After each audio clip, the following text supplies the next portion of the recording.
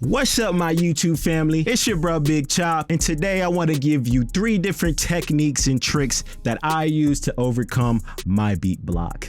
Be gold.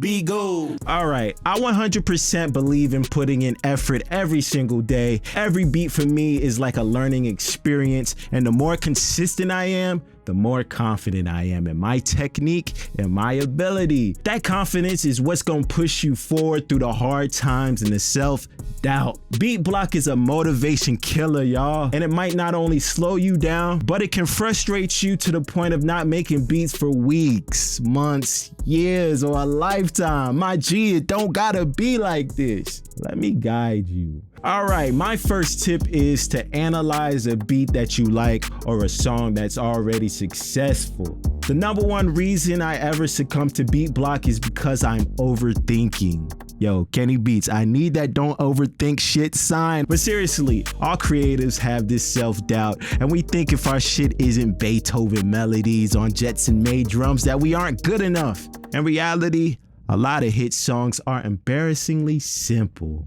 Try to figure out the notes of your favorite songs, and you'll see that most of the times you're only missing an artist. Not an orchestra, not a million different melodies, not an extensive background in music theory. All you need is that artist. There are hit songs with only drums. Make all the girls go crazy, go stupid. Look up, down to the side, why got me feeling a little late. Stop producing for other producers and start producing for artists, y'all. Tip #2, use a Midi Controller plugin or chord generator. Now, I know y'all real musician snobs are gonna kill me for this one, but so what? A Midi Controller plugin is a plugin you use to transform a note into another one.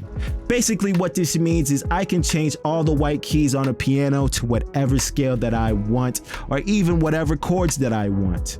The beauty of this is that it allows me to explore different chords and scales I wouldn't normally use with ease, y'all. Let me show you my favorite one real quick. Chordspace Playa. Hey, this is the OG. This was my secret weapon back in 2008, but it still works, and even better now, it's completely free. I know there are new programs like Scalar 2, but if you don't have the money, this is a great alternative, y'all. I also feel like newer programs can have a much steeper learning curve, and this is the simplest chord plugin that'll give you results fast. It might be extremely tiny in your DAWS, so if you use Windows, make sure you hit that Windows sign on your keyboard and the plus sign to open up the magnifier and zoom in. Also hit Windows and the minus sign to zoom out. Now, I know you might be confused looking at all these cryptic symbols, but you don't need to know what they are right now. What you do need to know is how to pick a key. All you have to do is drag this, and whatever it lands on, you are in that major scale. You switch the chords by dragging these up and down. I would advise to stick to the default or drag it down to here. This will give you the least colorful chords because these are just basic triads, but they're much easier to use if you're a complete beginner. Another dope feature is this strumming, y'all. You can change the length, strum up, strum down, or even do alternated strumming. Even doper is the arpeggiator section. You can get some really cool sounding stuff just tweaking the knobs and playing around with this.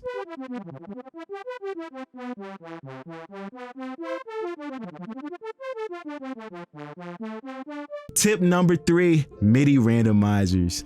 Okay, sometimes you don't want elaborate chords and you just want a banging melody to start your beat off with. That's what I use Midi Randomizers for, specifically Captain Melody by Mixed In Key. Okay, this thing comes with a suite of products, which are cool, but I personally like to use Captain Melody by itself. I like hitting this idea tool and click the plus sign to get the idea box. I usually keep it down to 1-bar melodies, so erase all of this and shrink the box down. Now, if things aren't sounding like your cup of tea, begin tinkering, y'all. I like keeping my starting note down to 1 note. I'll probably keep the 3rd, but I could easily do the 5th and the 1st. And then for lanes, I like to limit these to only 5 notes or less so the melody isn't all over the place and crazy. I'll turn off the 7th, the 4th, bring down the 2nd a little bit, and then I'll bring up the 5th. To transfer this MIDI to your instrument, all you have to do is drag this MIDI little thing to the instrument of your choice.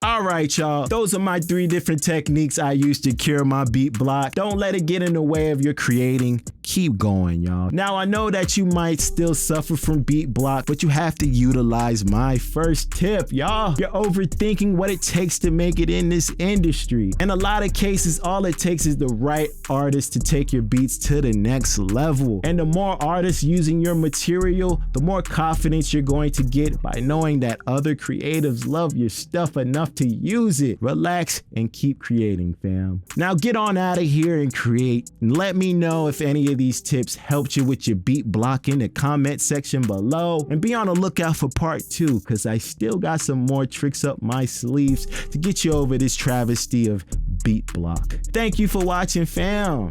This your bro, Big Chop.